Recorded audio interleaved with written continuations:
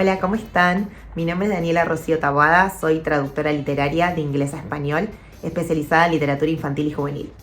Me recibí en el año 2016 en el Instituto de Lenguas Vivas de la ciudad de Buenos Aires, Argentina. Tengo 32 años, vivo en Capital Federal y para que me conozcan un poco más, también tengo 10 años de experiencia enseñando literatura inglesa en distintos niveles.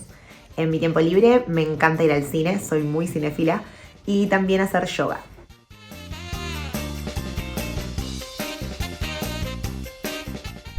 La primera pregunta es, ¿por qué decidiste dedicarte a la traducción de literatura infantil y juvenil? Y la verdad es que no fue una decisión consciente, sino más bien la misma profesión fue la que me llevó a especializarme en esto. Durante la carrera siempre supe que quería trabajar con libros, para mí era algo no negociable. Y todos me decían que era muy difícil vivir de la literatura, que la traducción literaria era complicada, era difícil insertarse en el mercado laboral. Pero no dejé que me desanimaran y tuve la suerte de que mi primer encargo de traducción, después de mucho insistir, fuera un libro infantil, que era el primero de una saga. Después hice la saga completa y a raíz de esa saga, el mismo editor con el que trabajaba en ese momento me propuso otros proyectos dentro del mismo género. Luego trabajé con otras editoriales también que se especializaban en literatura infantil y juvenil. Y poco a poco la rueda fue girando sola y así fue como me especialicé en este género tan lindo.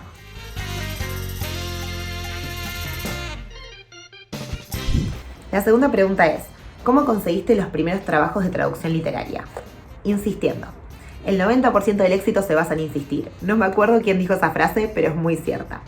En el último año de la carrera, que ya estaba haciendo las últimas materias y me faltaba muy poquitito para recibirme, decidí empezar a tomar acción y enviar mi currículum a cuanta editorial pudiera. Envié más o menos unos 50 mails y nadie me respondió. Esperé prácticamente 8 meses, recién en diciembre de ese año me respondieron algunas editoriales y una de ellas proponía una prueba de traducción para un libro infantil. Estaba muy nerviosa y muy emocionada, hice la prueba, quedé y ese fue el inicio de mi carrera, básicamente. Por eso me parece importante siempre recordarle a todo el que se quiera dedicar a la traducción literaria que hay que insistir y no hay que bajar los brazos porque es cuestión de tocar puertas y de no desanimarse.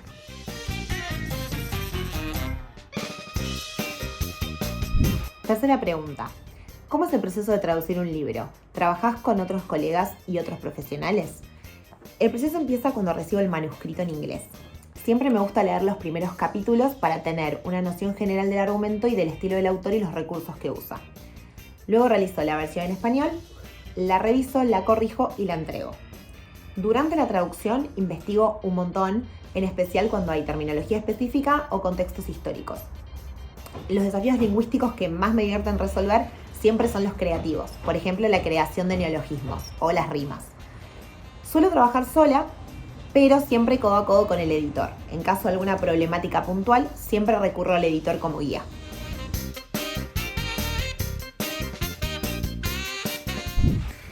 Cuarta pregunta. ¿Cuáles son los proyectos que más has disfrutado? Qué difícil, porque cada proyecto tiene lo suyo, cada uno tiene su encanto.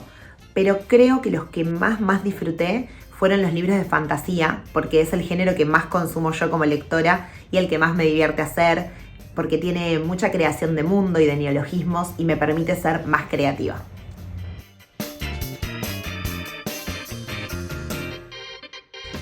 Y la última pregunta es, ¿cuál es tu plan ideal para desconectar en vacaciones?